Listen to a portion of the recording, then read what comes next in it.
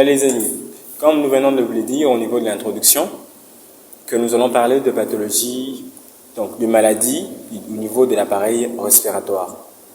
Et la première maladie dont aujourd'hui on va parler, s'agirait de l'asthme.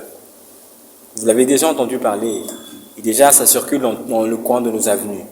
Et c'est tout le monde qui vous dit, non, moi on a un asthme, asthmatique, ou soit asthme, une maladie à paiement. Et aujourd'hui avec vous, nous allons essayer de comprendre qu'est-ce qu'on entend par cette maladie qu'on appelle souvent maladie à paiement en lingala, comme vous le savez, et aussi comment est-ce que cette maladie, on peut pouvoir l'attraper ou carrément, comment le reconnaître aussi. Nous commençons déjà par dire l'asthme, c'est une inflammation de voie respiratoire qui est due à divers stimuli qui concourent, qui conduisent, comme je peux le dire, à une bronchoconstriction. Qu'est-ce que ça veut dire? L'asthme en soi, il s'agit, comme je l'ai dit, une maladie inflammatoire. C'est-à-dire que l'inflammation, c'est la réaction de l'organisme. Donc, c'est une maladie qui survient, qui se développe lorsque l'organisme est en train de se battre. Et maintenant, ces combats-là se passent à quel niveau? Ça se passe au niveau de voie respiratoire. Ça, c'est en termes simples. Parce que l'inflammation, c'est la réponse de l'organisme. Et le stimuli, c'est celui qui vient attaquer l'organisme. Donc, l'asthme, s'il faut définir l'asthme, c'est un combat entre un agresseur et le corps au niveau de voie respiratoire. Quels sont ces stimuli, ou soit quelles sont ces causes qui peuvent provoquer de l'asthme? Parlant de ces causes, il y a deux groupes de causes. Vous avez des causes qu'on dit, ce sont des causes internes et des causes externes.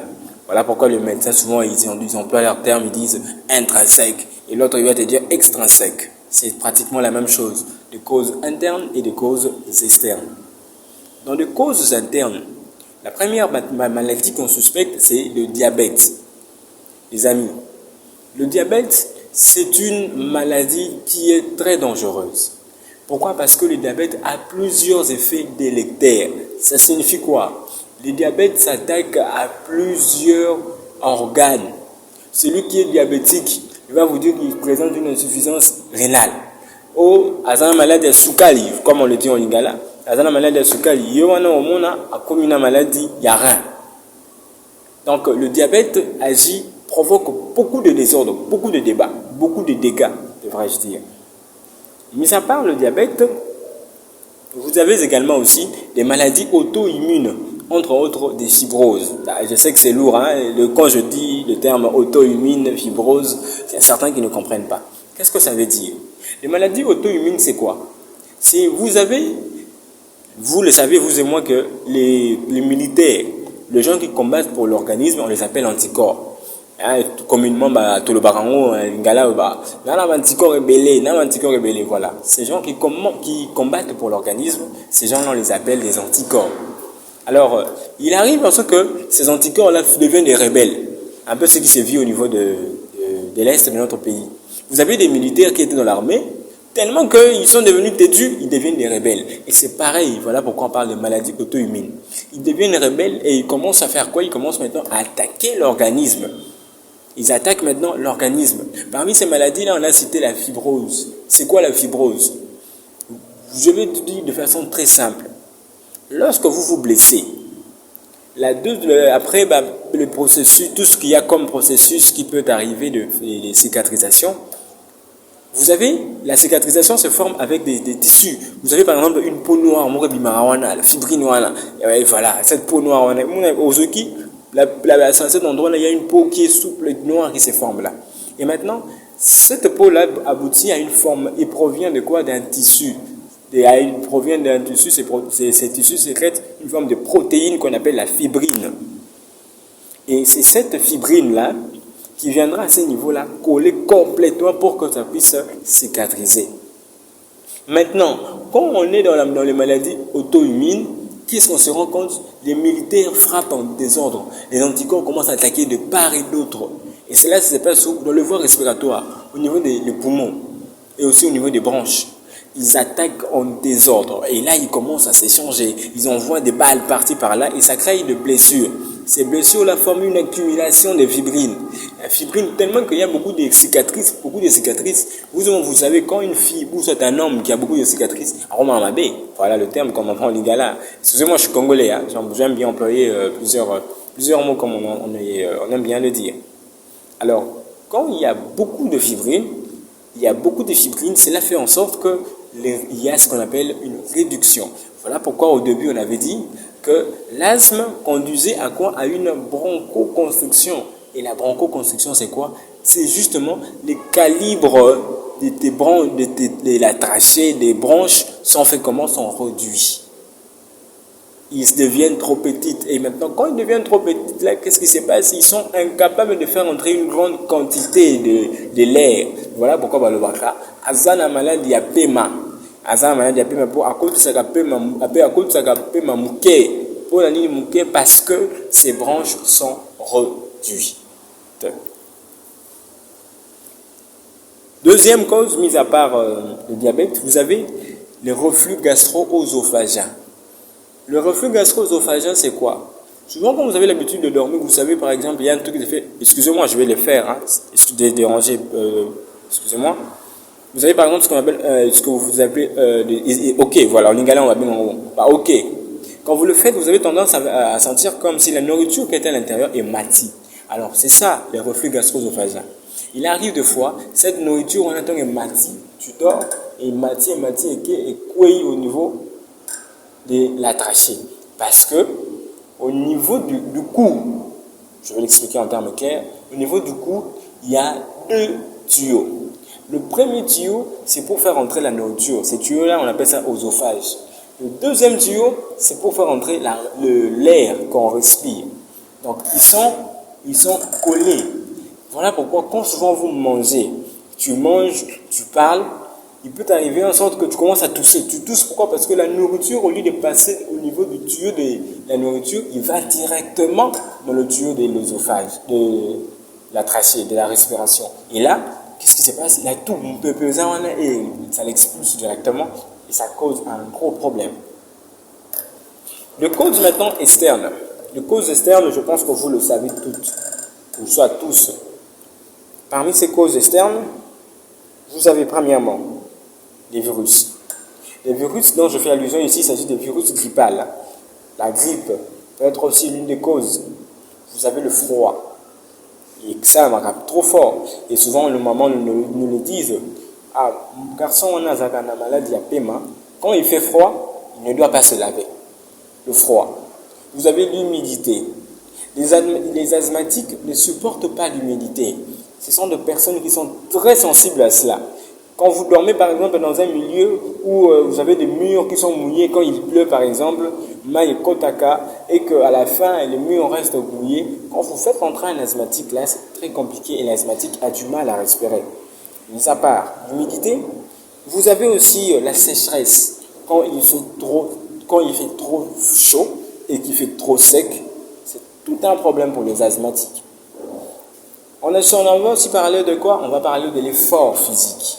Ah oui les amis, les asthmatiques, quand vous leur demandez de fournir des efforts, c'est-à-dire par exemple dans des cours comme l'éducation physique, la course, ces gens-là ont du mal à tenir. Pourquoi? Parce que vous savez que leur tuyau qui fait entrer de l'air est réduit. Alors comme le tuyau est réduit et que pour faire un exercice physique, les sportifs qui sont en train d'entendre ça vous le diront, pour vraiment faire un exercice physique, il faudrait avoir suffisamment la capacité de faire entrer de l'air. Vous allez même le voir, le joueur.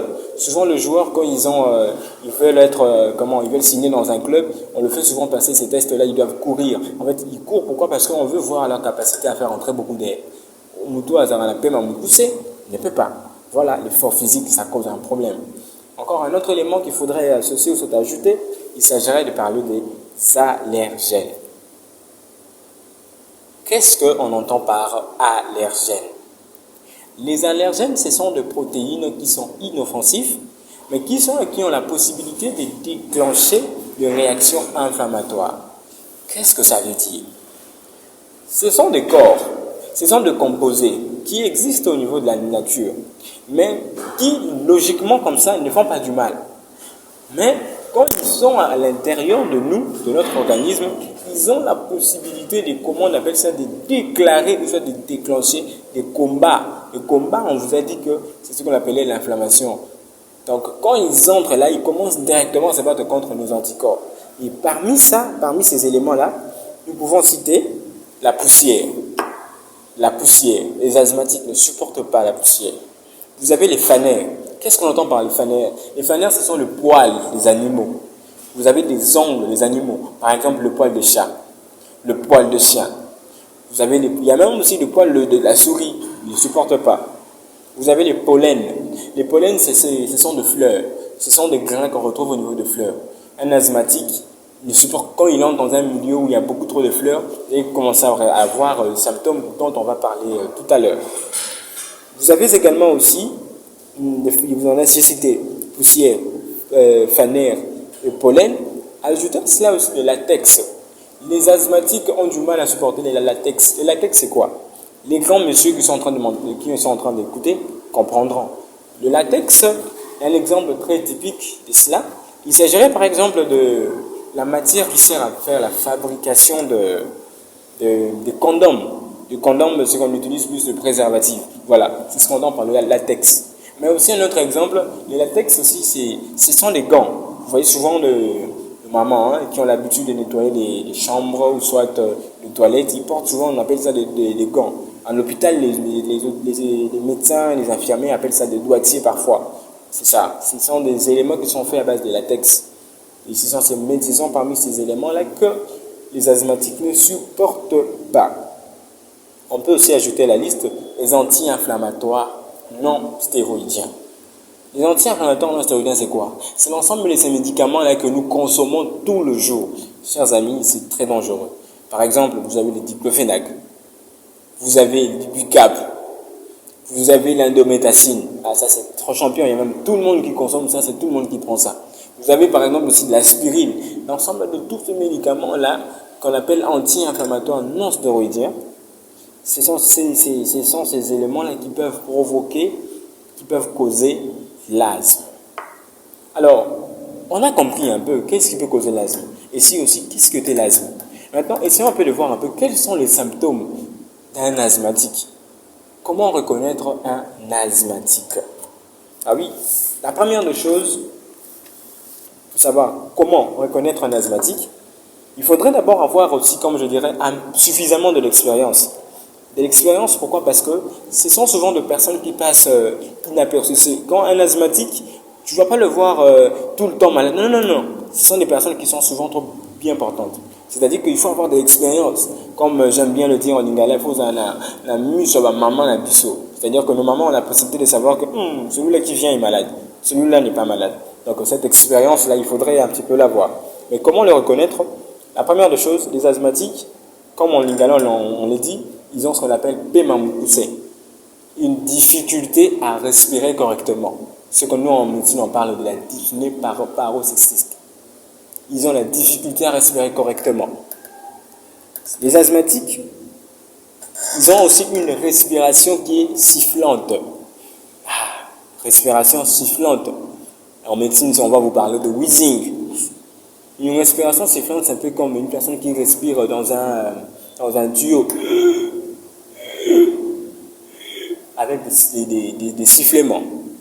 Mis à part les siffles, les asthmatiques ont une toux qui est souvent une toux sèche, et l'apparition de cette toux survient souvent la nuit. La nuit associée à un contexte d'exposition. Qu'est-ce que cela veut dire? Comme je vous ai dit, la plupart du temps, les asthmatiques, ce sont des personnes qui paraissent bien portantes. Pour qu'un asthmatique puisse réagir, cet asthmatique doit être exposé. Exposé à quoi? À toutes les causes, en fait, à l'une des causes que nous venons de voir tout à l'heure là. Si cet asthmatique est exposé à l'une de ces causes, vous aurez ce tableau que je viens de vous décrire ici. La prochaine étape serait de savoir comment est-ce que nous devons prendre en charge une personne qui fait une crise d'asthme. C'est important. On les retrouve souvent, ce sont nos amis, ce sont nos frères, voire même nos sœurs, nos mamans ou nos parents. Vous rencontrez une personne qui est en train de faire une crise. Souvent, c'est un contexte. Comment est-ce qu'on doit prendre en charge, comment est-ce que nous devons faire pour prendre en charge cette personne-là? C'est un élément très important parce que les médecins ne sont pas toujours partout et aussi les amis, nous n'avons pas toujours aussi l'argent pour ramener chez le médecin, au niveau de l'hôpital. Alors, suivez-moi attentivement pour comprendre comment est-ce que nous devons prendre en charge ces personnes-là. La première étape, si cette personne est connue asthmatique, la plupart des personnes asthmatiques sont toujours accompagnées de leurs produits. Si vous êtes en train de suivre la vidéo, je pense qu'en arrière-plan, vous êtes en train de voir une fille qui tient quelque chose. Cette chose-là, c'est ce qu'on appelle la ventoline. La ventoline, je cache ce qu'on veut dire, mais ce sont des produits que les asthmatiques prennent.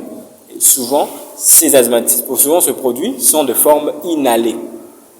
Et si cette personne est connue asthmatique, ou soit que c'est ton ami, vous marchez souvent, tu sais que ton ami est asthmatique, mon ami, ne perds pas ton temps. D'accord? Dès que tu le vois faire cette crise, cherche son médicament. Si quand tu l'administres le médicament et qu'il n'y a pas toujours une bonne suite, ou qu'il est toujours dans la même crise, ne perds pas ton temps, prends-le et conduis-le directement voir un médecin, car c'est une urgence. La deuxième étape, la personne n'est pas connue asthmatique, mais elle fait une crise. La personne a du mal à respirer. Qu'est-ce que vous devez faire? La première des choses, si vous êtes dans un milieu ou soit dans un endroit, conduisez cette personne-là directement dans un milieu qui est aérique. C'est-à-dire que, comme en Igalo, on dit « Memaye esika mpepezo leka ». Mpepezo leka, c'est-à-dire vous le mettez à l'extérieur, qu'il puisse prendre de l'air. La deuxième étape, s'il y a possibilité, vous devez dévêtir la personne qui enlève ce vêtement. Attention, attention, attention. Là, j'insiste pour nos tontons, s'il vous plaît. Quand je dis dévêtir la personne, ça ne veut pas dire le rendre complètement nu. Non, non, non, non. On doit se comprendre déjà. Parce qu'il y a déjà certains qui commencent à dire, ah, ok, cette fille-là, il y a une crise asthmatique. On fait, non, non, non, on se calme. Dévêtir, c'est-à-dire, si la personne avait par exemple une chemise, ouvrir la chemise. Si la personne avait peut-être un t-shirt, on enlève le t-shirt sans pour autant toucher à son intimité. Et quand j'entends par, qu'est-ce que j'entends par intimité? Ce sont ces soutifs, hein, s'il vous plaît, n'enlevez pas. Et si malgré tout ce que vous venez de faire, il n'y a pas toujours de réaction et que la personne continue toujours dans la crise, ne perdez pas votre temps, conduisez-les directement pour voir un médecin. Voilà là les amis, vous venez de comprendre qu'est-ce qu'on entend par l'asthme. En moins de 20 minutes, vous avez compris ce qu'on entend par l'asthme. Quels sont les symptômes de l'asthme? Quelles sont les causes ou soit les facteurs qui peuvent conduire une personne à développer de l'asthme? Et aussi, comment prendre en charge une personne qui est asthmatique ou une personne dont on soupçonne d'être asthmatique. Alors, là maintenant, je parle au personnel médical. La médecine, c'est un complément. Je vous donne l'occasion de pouvoir travailler avec moi en répondant seulement à ces deux questions au niveau du commentaire. Quels sont les stades de classification de l'asthme selon la classification GINA? Moi, je ne sais pas trop si c'est en anglais, mais disons c'est G-I-N-A. Voilà. La deuxième question, énumérez quelques bronchodilatateurs et des corticoïdes inhalés que vous connaissez. Parlons de cela, faisons un petit peu de la science, histoire de pouvoir faire encore grandir tout ce que nous avons, ou soit tout ce que nous maîtrisons. C'était Exaucé de Marie Mamba, l'un des présentateurs. Je vous invite à vous abonner massivement, surtout sur la chaîne, et à ne pas oublier d'activer la cloche de notification pour ne jamais rien rater. Merci beaucoup.